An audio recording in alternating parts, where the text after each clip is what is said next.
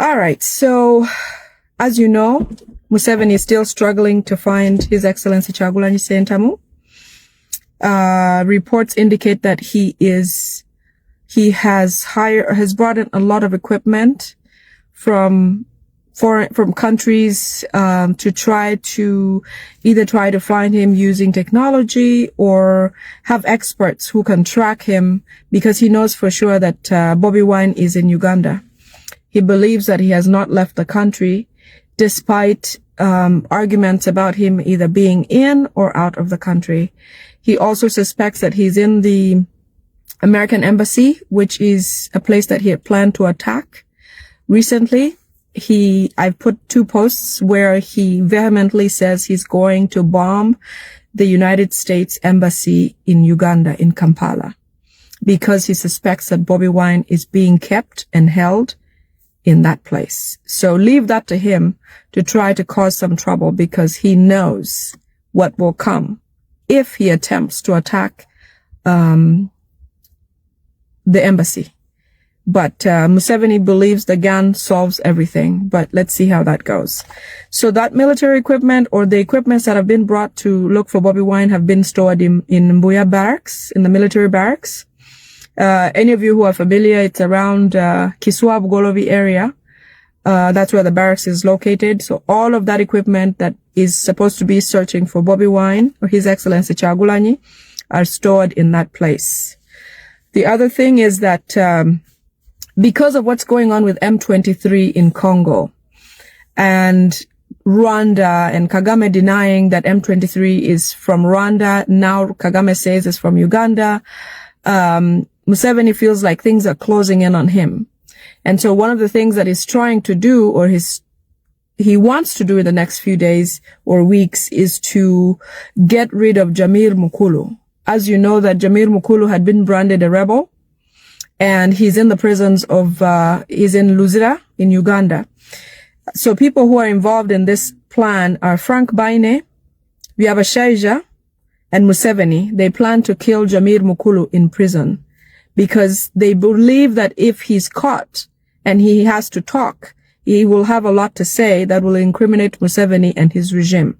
Museveni and Kagame right now are in the same boat. Everything that links Kagame, for example, the treaty that they made with Congo between Tshisekedi and Kagame in front of the President Trump of the United States, that has fallen through because Kagame lied, and Kagame he thought he fooled the United States. And so it has been tracked down to the fact that M23 is indeed sponsored by Kagame. But recently, or Rwanda, due to investigations here and there, they've also figured out that Kagame is also linked to Museveni. So then Kagame went and spoke and said, you know what? I misspoke. M23 is actually a rebel group from Uganda. So in efforts to, take off the blame, Kagame is incriminating Museveni and has already incriminated Museveni. And so Museveni lives knowing that even if they attack Kagame, he knows that it's coming for him. He knows that somehow he has been implicated. And so it is just a matter of time before all of this gets on him. So they want to get rid of Jamil Mukulu. He was arrested in 2024 as a rebel group, remember, as part of, I believe, Congo or something like that. But he has been in custody in the prisons in Uganda for a while.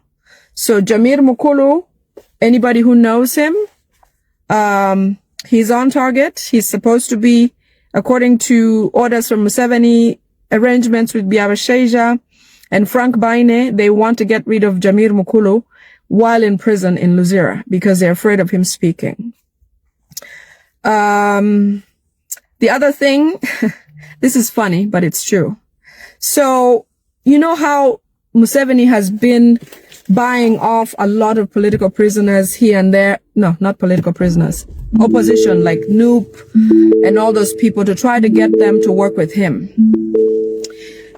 Recently, we found out that in as much as he calls them and tries to buy them to get them on his side, You know how they promised them a lot of money, millions of dollars, of shillings, billions of shillings here and there.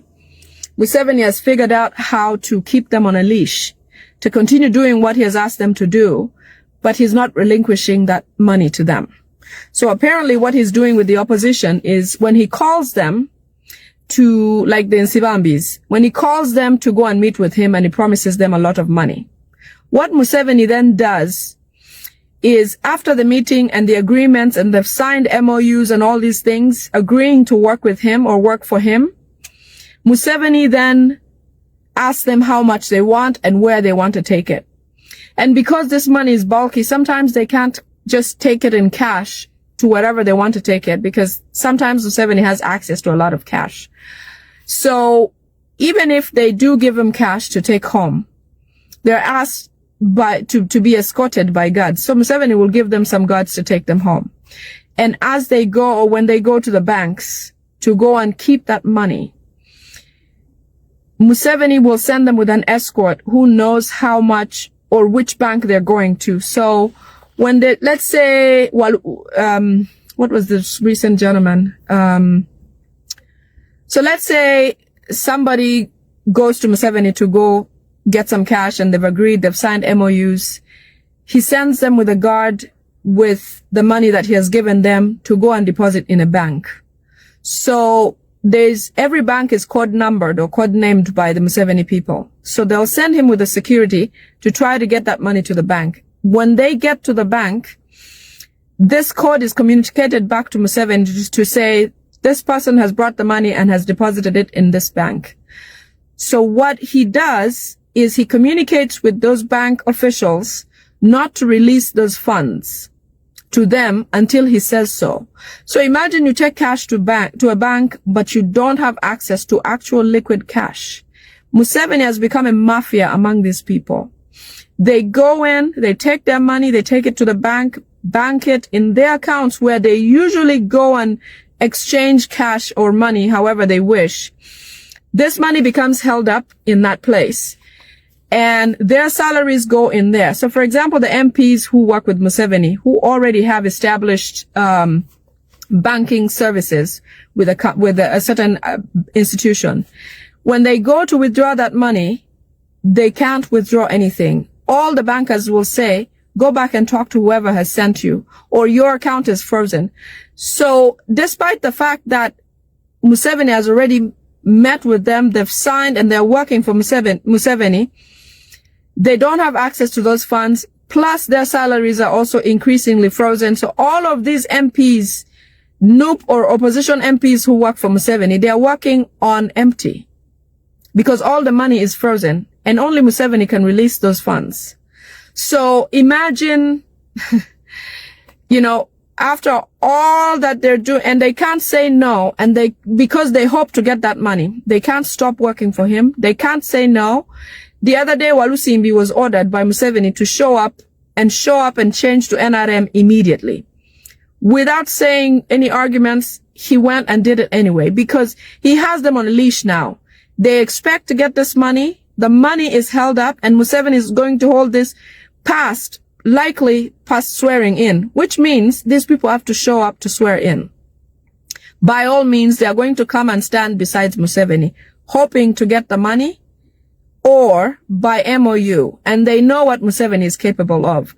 So when you see our brothers and sisters in the opposition who have started working for Museveni, they're not having it easy. Their funds are frozen, personal funds, plus what Museveni promised them. So, good luck to you people for being traitors, because we're in the same boat, basically. Except you have allegiance to somebody who will not make you sleep. Okay? Next, ammunitions. Museveni is worried that something is going to attack him.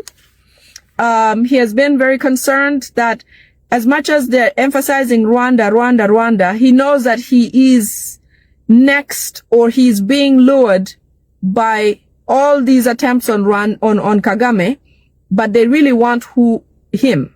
So, like they say, when you beat a dog, you're looking for the owner. You're waiting for who is going to come and say, hey, I'm the owner of this dog. So basically, whatever they're doing to Kagame, Museveni knows that they're looking for him because he has all ties to everything Kagame is doing. Museveni is no different, and the world knows it already. So what Museveni has been doing, he has decided to move all ammunitions from Amras in Uganda, all the Amras where ammunition was stored, especially in the Nakasongola area. He has decided to move everything from those locations because he doesn't trust the UPDF anymore. He doesn't trust the army, even his SFCs, because he believes that anything could happen now. Anyone can be used. Anyone can try to distance themselves from him. Anyone can cause him trouble. So he has built a lot of houses or bought some around Kampala and within the cities. He has decided to empty all of the Amras and bring all of the ammunitions into those different homes.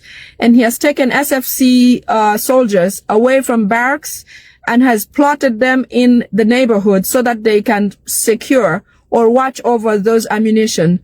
So in the last, I think a day or so, this has come a little bit late on my part.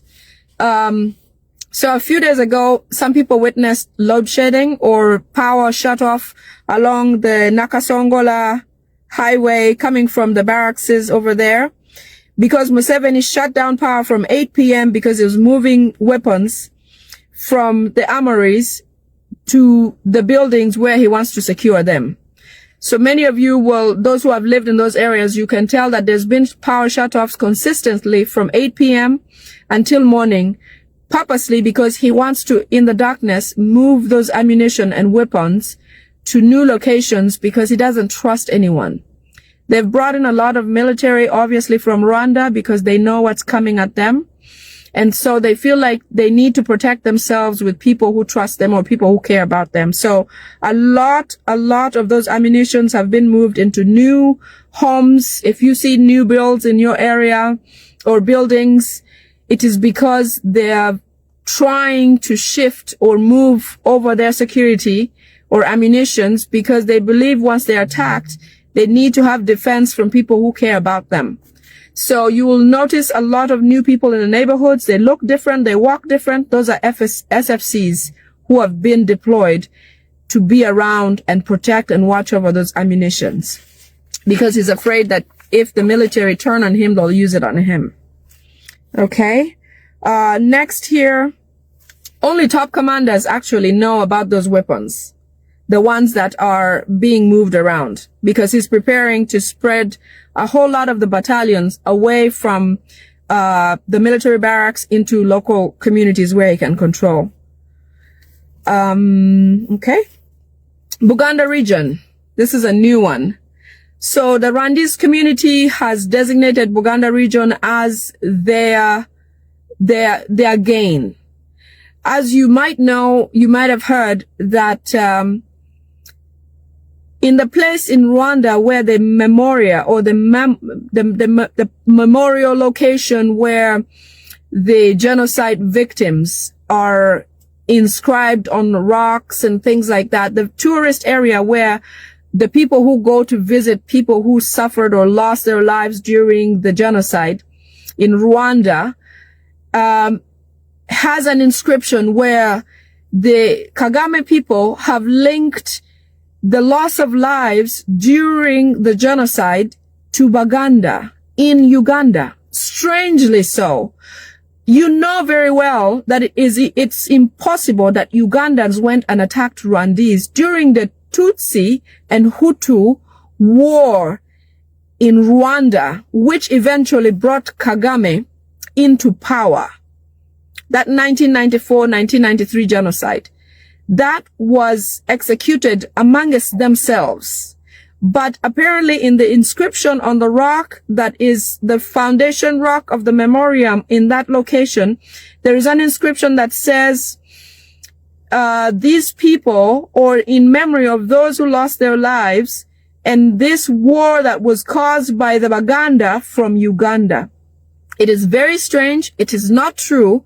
But I understand that these Rwandese people, especially the ones that are causing a lot of instability in Rwanda, the Kagame people, are teaching their children or sharing with people of Rwandan descent, of those enemy descent, that the people that killed or caused the genocide in Rwanda were Ugandans and they were Baganda. That is not true. So in essence, they've poisoned some people's minds. And that's why you see when these Rwandese people are attacking or hitting or beating Ugandans, they do it mercilessly.